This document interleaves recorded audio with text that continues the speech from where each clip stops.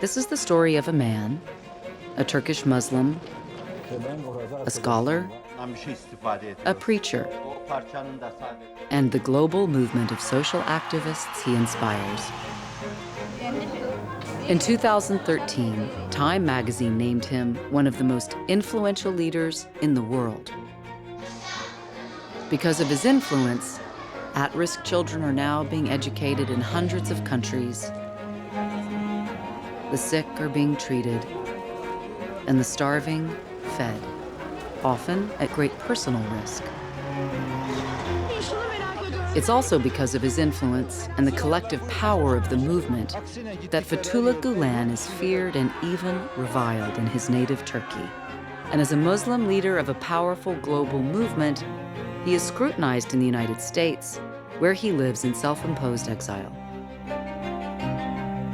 To explore this controversial holy man and the movement of Turkish Muslims he inspires, we're going to examine Turkish history and Sufi mysticism, and go to just a few of the places where these idealists are working to serve humanity in order to please God.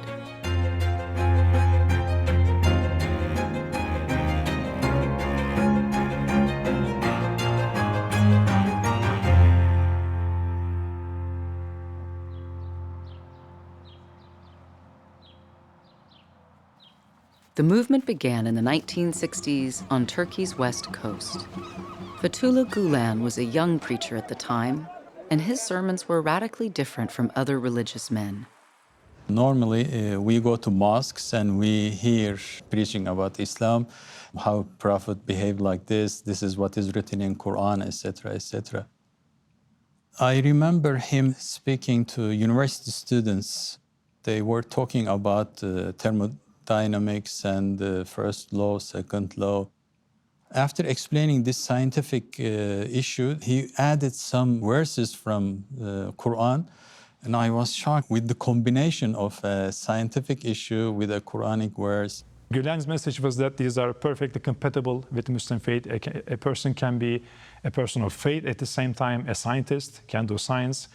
Democracy is probably the best form of governance for everybody.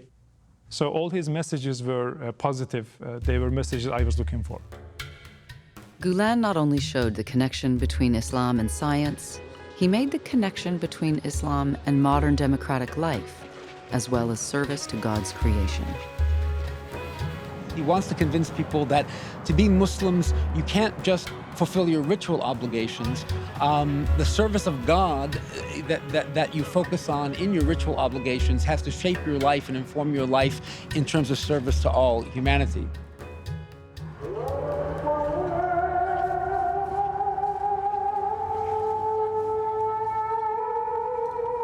Turkey is a Muslim country, but because of its location at the crossroads of East and West, its historic appreciation of diversity, ethnic variety, mystical Sufi influences, and 20th century radical secularism, its interpretation of Islam is unique in the Muslim world.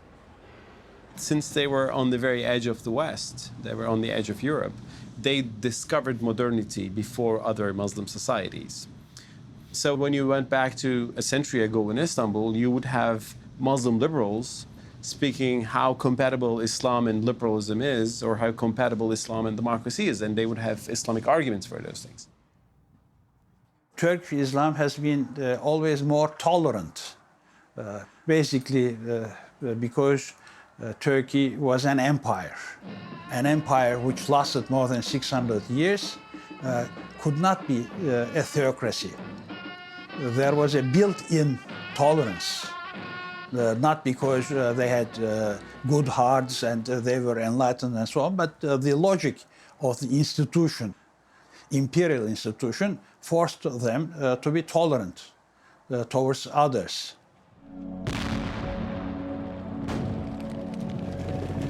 But after the Ottoman Empire's defeat in World War I and its subsequent collapse, ideas about progressive or democratic Islam were abandoned in favor of a fiercely enforced secularism.